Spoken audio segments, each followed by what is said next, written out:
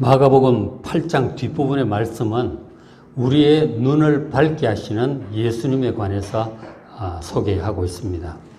여기서 예수님께서 벳세다의 맹인의 눈을 밝혀 주셨어요. 근데 전에 보면은 단번에 이렇게 고쳐 주실 때도 있었지만 이번에는 2단계로 걸쳐서 고쳐 주시는 것을 보게 돼요. 이 벳세다 맹인의 눈을 고쳐 주시는 이 사건은 마가복음에만 이제 기록이 되고 있어요. 보시면 8장 23절 예수께서 맹인의 손을 붙잡고 마을 밖으로 데리고 나가세요. 거기서 이제 안수를 하셨단 말이에요. 그러니까 평생 못 보고 산 사람이라 갑자기 이제 보게 되는 것이 어려울 수도 있죠. 그렇죠? 그래서 마을 밖으로 혼란스럽지 않은 마을 밖으로 그렇게 데리고 나가시고 안수를 하신 거예요. 그리고 이제 무엇이 보이느냐 하고 물어보시니까 24절에 사람들이 보이나이다. 나무 같은 것들이 걸어가는 것을 보나이다.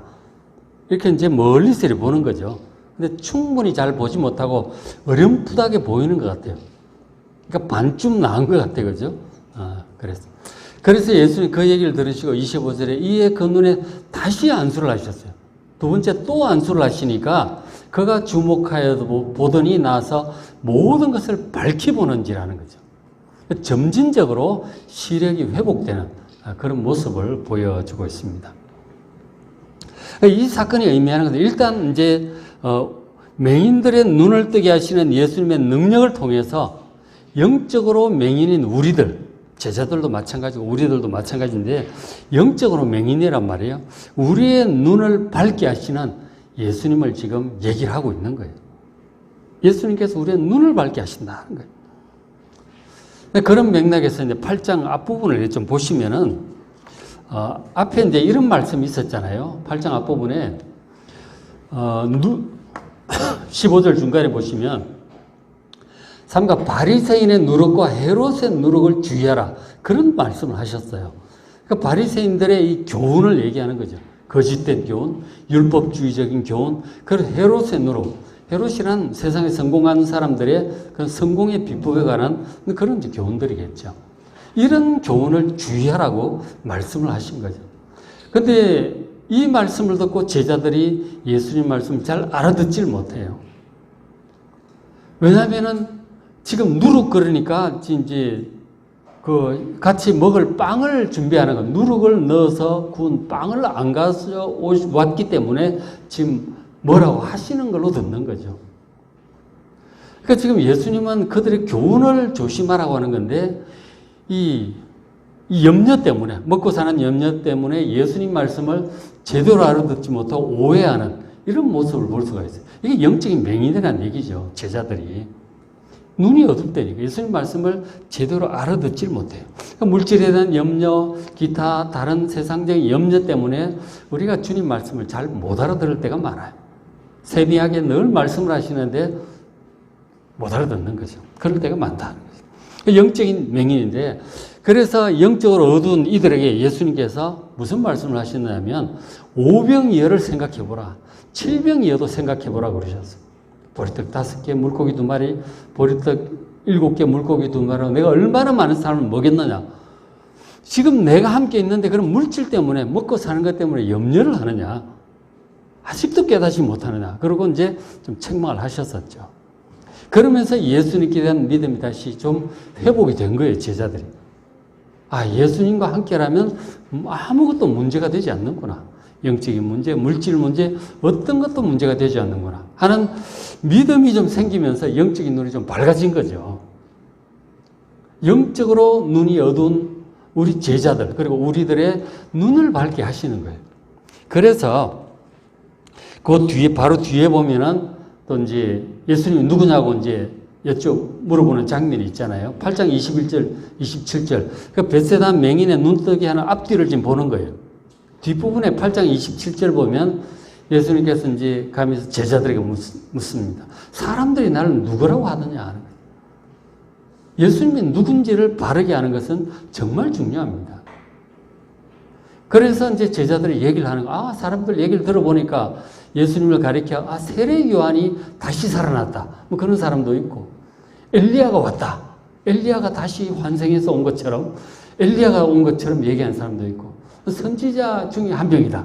그런 사람도 있다는 거예요. 이제 뭐 남들 얘기죠. 지금도 사람들에게 예수님에 관해서 물어보면 뭐 이런 얘기 저런 얘기 많이 합니다. 4대 성인 중에 한 명이다. 인격자다. 지혜자다. 혁명가다. 뭐 이런저런 이제 얘기를 많이 하는 거죠.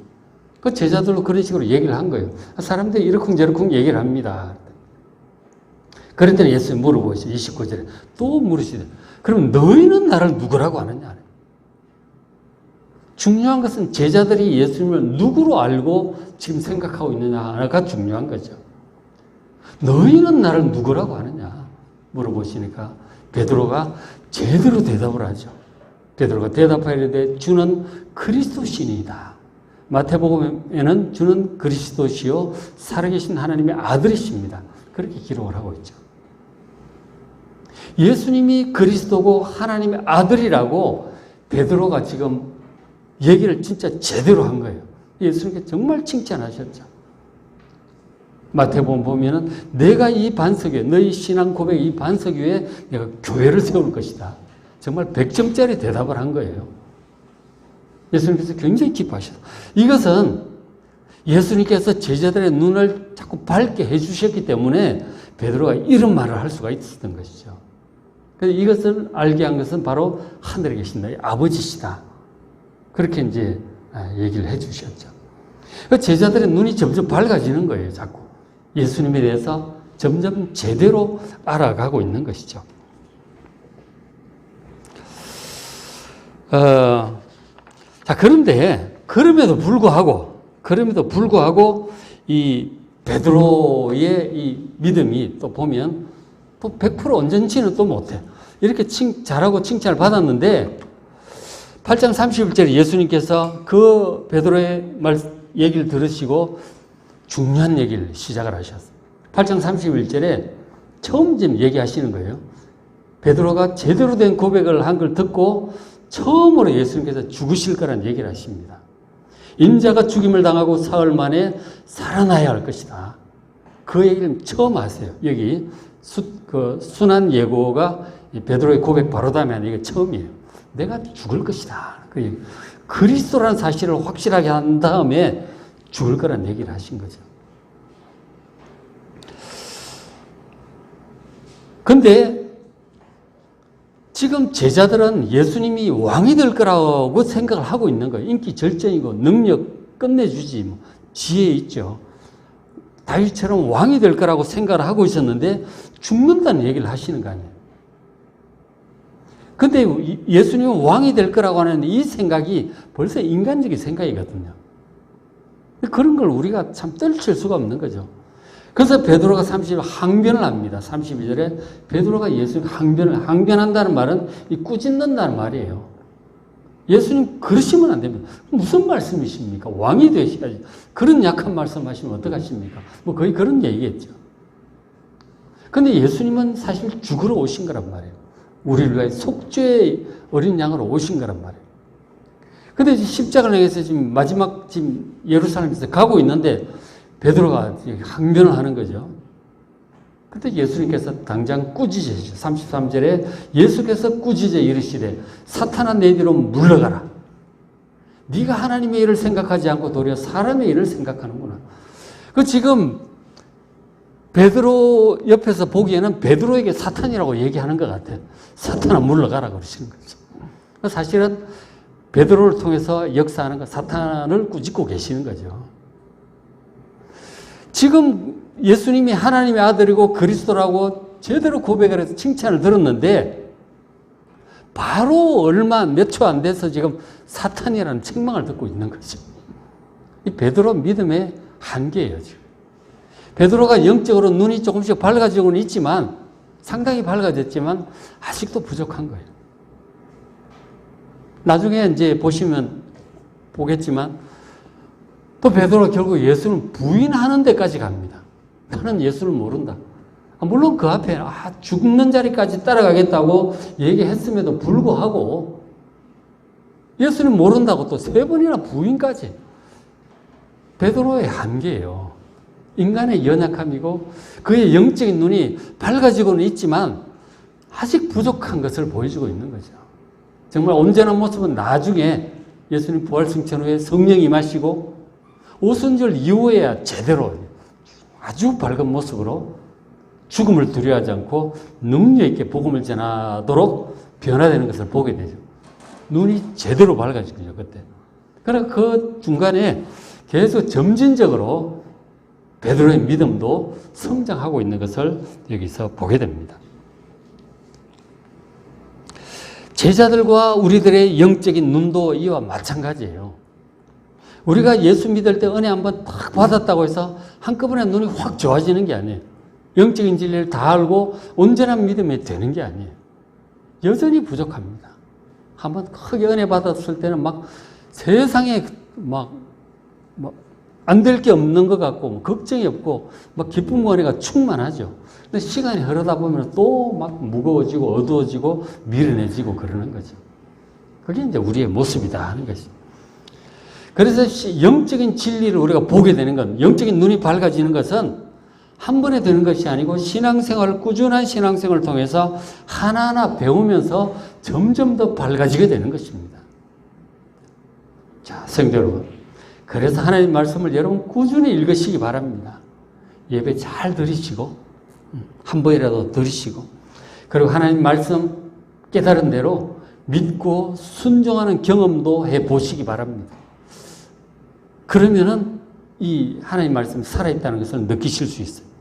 그리고 기도하시고 감동도 받고 응답도 받아서 그런 신앙생활의 과정들을 통해서 여러분들의 영적인 눈이 점점 더 밝아지시기를 주의 이름으로 축원합니다. 그래서 그런 신앙의 성장과 관련해서 오늘 본문에 있는 중요한 것 하나를 조금 더 말씀을 드리려고 합니다. 우리가 이제 교회를 다니면서 신앙생활을 쭉 하다 보면, 5년도 하고 10년도 하고 20년도 하고 그러셨잖아요. 쭉 하다 보면 신앙생활 하는 중에 이런 질문을 스스로 하게 돼요. 예수는 과연 누구인가 하는 것이죠. 8장 27절에 예수께서 예수와 제자들이 빌립보 가이사랴 여러 마을로 가십니다. 십자가를 지기 위해서 마지막 이제 예루살렘을 향해서 가는 중이에요. 가실 때 길에서 제자들에게 물어보십니다. 사람들이 나를 누구라고 하느냐? 예수님이 누구나 이거죠. 우리도 예수님 믿는다고 따르고 있잖아요. 제자들도 지금 직업도 다 버리고 예수님 믿고 따르고 있는데 예수님이 누구라고 생각하는지. 근데 그 이제 제자를 묻기 위해서 도입하는 질문이죠. 누구 세례 요한이다, 엘리야다 이렇게 얘기를 한다는 거죠. 그 얘기를 듣고 너희는 나를 누구라고 생각하느냐. 결국 여러분도 마찬가지예요. 여러분 예수님을 누구라고 생각하십니까? 이건 정말 중요한 질문이고 여러분 바른 대답을 알고 계셔야 돼요. 근데 이제 많은 초신자들이 보면 예수님을 누구라고 생각하느냐면 다른 종교들처럼 복을 주시는 분으로 생각해요. 예수님께 빌면 복을 주실 거다. 그런 기대를 가져요. 교회 나올 때 그런 생각을 합니다. 다 예수님 하니까 기도하면 예수님 복 주시나 보다. 그렇게 생각을 해요. 예수님께 기도하면 건강 축복도 주시고 만사 형통하게 하시고 그 자녀들도 잘 될 것이다. 그런 기대감을 가지고 기도를 하는 거죠. 어려운 일이 있으면 예수님께 기도하는 거죠. 그게 이제 초신자들의 마음이 그런 마음들이 많아요. 자, 그런데 이제 비록 그런 마음으로 신앙생활을 시작했다 할지라도 이제 이런 설교를 듣고 또 성경을 보고 그러면서 예수님이 우리를 구원하러 오신 그리스도고 영원한 신성을 가지신 하나님의 아들이라는 사실을 깨닫게 돼요.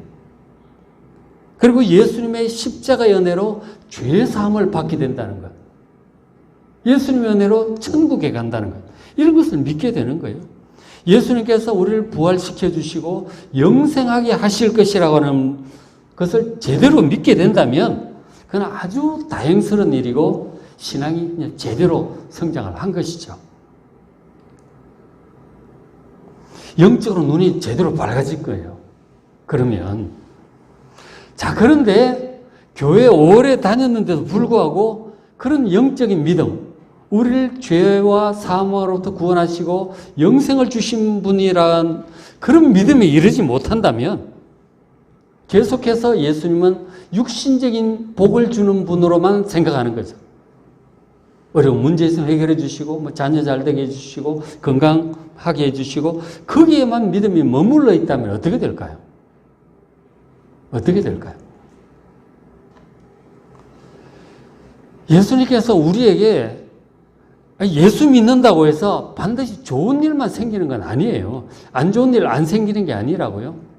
제가 계속 말씀드리지만 세상은 이미 에덴 동산 쫓겨나면서 세상은 저주받은 세상이 되었어요.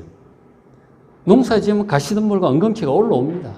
장사를 해도 사업을 해도 생각지 못하던 문제들이 자꾸 생기는 거예요. 세상은 저주받은 세상이에요. 그리고 원래는 영원히 살아야 할 우리가 심판을 받고 죽는 존재가 되고 말았단 말이에요. 늙어가고 아프고 쇠약해지고 사고 나고 다치고 죽는 거예요. 이 세상은 낙원이 아니에요. 저주받은 세상이라는 사실을 아셔야 됩니다. 아무리 예수 믿어도 여전히 우리는 아플 것이고 경제적인 문제도 생길 것이고 쉽지 않을 거예요. 주님 다시 오실 때까지 새하늘과 새 땅이 임할 때까지는 그건 어쩔 수 없습니다.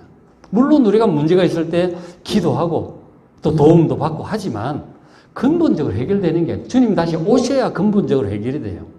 더 이상 눈물도 고통도 죽음이 없는 세상이 올 거라고요. 그때까지는 여전히 아프고 여전히 문제는 생기고 계속 그럴 거예요. 그래서 예수 믿으면 다 안 좋은 일 안 생기고 좋은 일만 생길 줄 알았는데 여전히 그런 일이 생기니까 실망을 하게 되는 거죠. 예수님이 우리를 구원자로 오셨다는 사실을 알지 못하고 육신적인 문제 해결로만 생각하면 그렇게 된다니까요.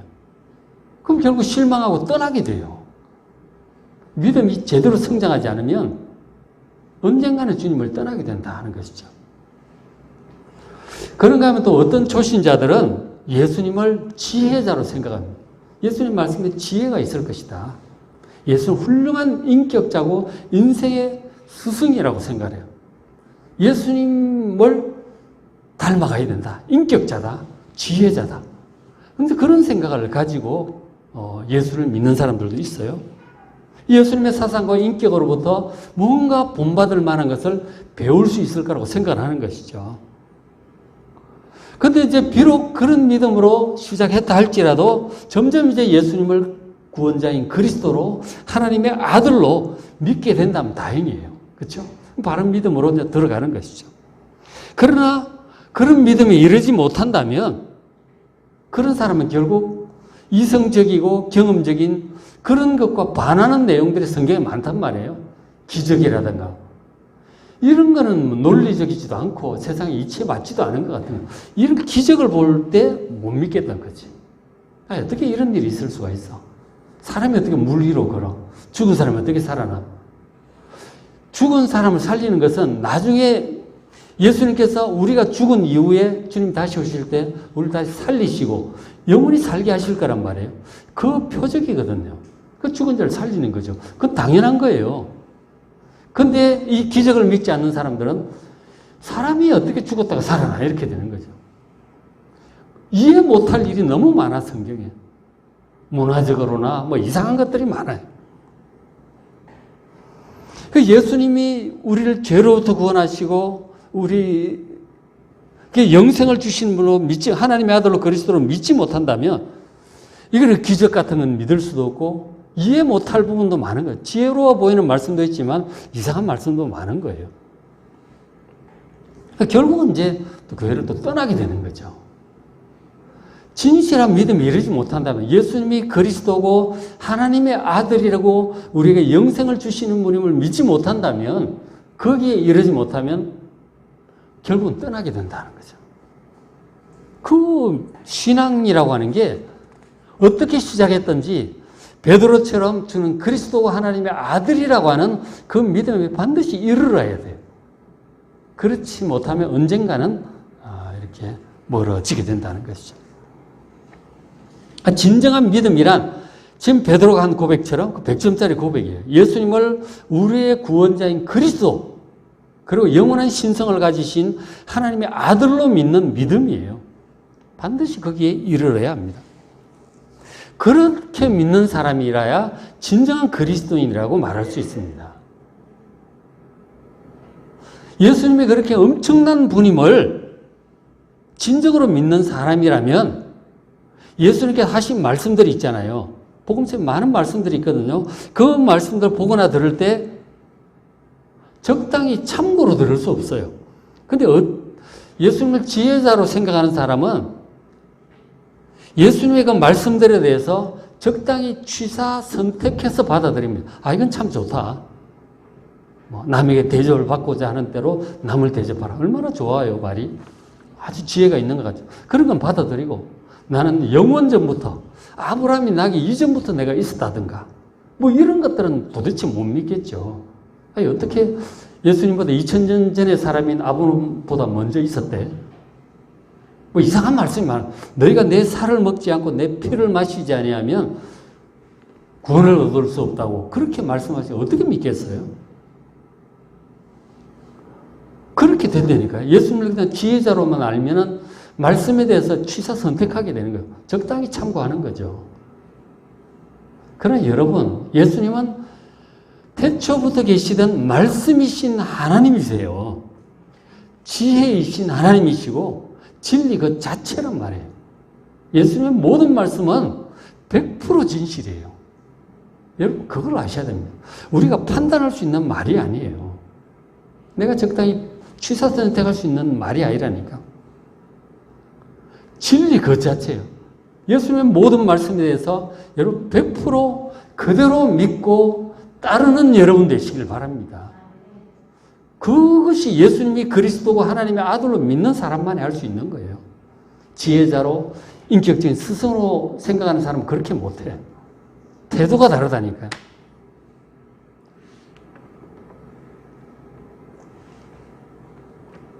여러분, 정말 예수님을 그리스도로 하나님의 아들로 믿으시고 예수님 모든 말씀에 대해서 100% 의심하지 말고 가감없이 그대로 믿고 따르는 여러분 되시기를 주의 이름으로 축원합니다. 굉장히 중요한 믿음이에요. 그죠? 바른 믿음이에요. 그래서 이 바른 믿음을 고백한 제자들에게 예수님이 이런 말씀을 하신 거 아니에요. 그죠? 예수님의 죽으심에 대해서 8장 31절 인자가 많은 고난을 받고 죽음을 당하고 사흘 만에 살아나야 할 것이다. 내가 죽을 것이다. 사람들의 죄를 지고 죽을 거라고 하는 거죠. 그러나 죽고 끝나지 않는다. 3일 만에 다시 살아날 것이다. 이 말씀도 그대로 믿어야 되는 거예요. 진짜 예수님이 그리스도의 하나님의 아들을 진심으로 마음 깊이 믿는다면 무조건 믿는 거예요. 아, 나의 죄를 위해 죽으시는구나. 정말 감사합니다. 그리고 죽음을 이기고 다시 살아나시는구나. 정말 감사합니다. 무조건 믿는 거예요. 예수님 말씀은. 믿을 거 못 믿을 거 좋은 거 나쁜 거 가려가면서 그럴 게 아니라니까. 그죠? 근데 다윗이 저걸 그대로 못 믿잖아. 고백을 하긴 했지만 뭔가 충분히 그렇게 못한 거죠. 아직도 인간적인 생각을 가지고 예수님 말씀을 판단하는 그런 부분들이 베드로에게 남아있었던 것이죠. 그러니까 32절에 베드로가 예수를 붙들고 항변을 하는 거죠. 그러시면 안 됩니다. 왕 되셔야지 무슨 말씀입니까? 그런 거 아니에요. 그 예수님께 책망을 받죠. 사탄아 내 뒤로 물러가라. 하나님의 일을 생각해야지 인간적으로 생각하면 안 된다 하는 거죠. 하나님의 사람의 일이 아니라 사람의 관점이 아니라 하나님의 일을 하나님의 관점으로 그대로 믿고 따르는 여러분 되시길 바랍니다. 그래야 베드로처럼 이렇게 사탄아 물러가라 이런 소리 안 들으실 거예요. 그렇죠? 이런 인간적인 생각으로는 예수님을 따를 수 없어요. 안 됩니다. 결국 온전히 그대로 믿고 따라야 예수님을 따라갈 수 있어요. 자, 그러면 어떤 마음으로 예수를 믿고 따라야 할까요? 어떤 마음? 베드로처럼 인간적으로 왕이 될 거라든가 인간적인 생각으로 안 된다고 하면 어떤 마음으로 따라야 할까요? 하나님의 일을 생각한다는 것. 8장 34절 주님 이어서 말씀하셨어요. 누구든지 나를 따라오려거든 예수님을 여러분 제대로 믿고 따라가려면 자기를 부인해야 돼요. 자기 생각, 인간적인 경험 이런 것들을 부인해야 된다는 거예요. 그럼 뭘 인정해야 돼요? 자기를 부인하고 예수님을 인정해야 돼요. 내 생각 내려놓고 예수님 말씀을 더 믿어야 된다니까요. 지금 예수님 말씀보다 자기 생각을 더 믿은 베드로는 이런 책망을 받았잖아요. 내 생각보다 예수님 말씀을 더 믿는 여러분 되시길 바랍니다. 자기를 부인해야 돼요. 뭐 내 생각과 예수님 생각 일치하면 뭐 좋죠. 근데 안 맞을 경우, 내 생각과 예수님 생각이 안 맞을 경우는 무조건 내 생각 내려놓고 예수님 믿고 따라가야 돼요. 성경 보다가 그런 생각 여러분 종종 드실 거예요. 아, 예수님 참 이 말씀 이상하다. 왜 이렇게 말씀하시지? 이건 참 마음에 안 든다. 그런 말씀이 있을 거예요. 그러나 그때 여러분 예수님한테 싸우려고 들지 마시고 따지려고 그러지 마시고 내가 잘못된 거라니까. 내 생각 내려놓고 예수님 무조건 믿고 따르시기 바랍니다. 그게 자기를 부인하는 거예요. 그리고 자기 십자가를 지고 예수님을 따르라고 하죠. 우리에게 주어진 십자가가 있습니다. 물론 결혼한 분들 자녀 키우는 것도 십자가예요. 자기 사명이에요. 인생의 사명이죠. 우리가 태어났으니까 열심히 잘 살아야 돼요. 좋은 일 많이 해야 되고 사람들에게 선한 영향도 끼쳐야 되고 잘 해야 돼요. 그죠? 그것도 다 우리의 인생의 십자가이고 그리고 사명의 십자가도 있죠. 우리가 구원받고 난 다음에 각각 사명을 주십니다. 직분도 주시고 사명도 주시는 거죠. 중보기도의 사명, 전도의 사명, 교회에서 직분을 맡아 헌신하는 사명, 각각 다 사명이 있는 거죠. 자기의 십자가를 지고 예수님을 잘 따르는 여러분 되시길 바랍니다. 자기 생각대로 하는 것이 아니고 예수님 말씀 듣고 예수님 말씀하시는 대로 해야 되는 거예요. 그래 해야 지금 마태복음 전체가 이제 막 천국에 관해서 말씀하시는데 예수님 말씀 잘 믿고 따라가야 천국에 들어갈 수 있습니다. 그리고 잘 믿고 따라가야 천국에서 큰 자가 될 것입니다. 자기를 부인하고 자기 십자가를 지고 예수님을 따라가야 우리 천국 길을 갈 수 있습니다. 이게 중요한 거예요. 그죠? 이렇게 되면은 이렇게 온전하게 되면 눈이 온전히 밝아지게 되는 거죠. 저게 잘 안 되는 거죠. 자꾸 예수님 생각, 내 생각이 다를 때 자꾸 갈등을 하고 이건 도저히 안 되겠다. 그럼 내 생각대로 가는 거죠. 그런 것들이 자꾸 이제 문제를 일으키죠. 그런 거 따라가면 시험에 들게 되는 거예요. 그죠? 이런 것들이다.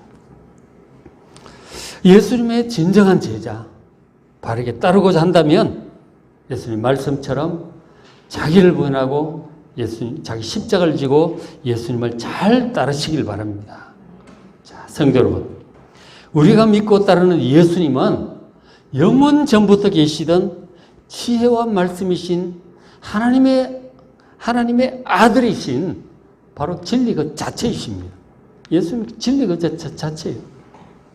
태초부터 계시던 말씀이라고 그랬잖아요. 요한복음 1장에. 잠언 8장에는 태초부터 계시던 천지를 창조하신 지혜라고도 표현을 하고 있어요.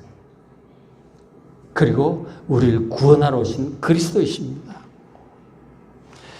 그런 예수님의 모든 말씀에 우린 절대적인 믿음과 순종으로 반응하시길 바랍니다. 우리 자신을 부인하고 육신적인 생각을 쳐서 복종시키고 우리에게 주어진 섬김과 희생의 십자가를 지는 제자답게 살아가시기를 주의 이름으로 축복합니다.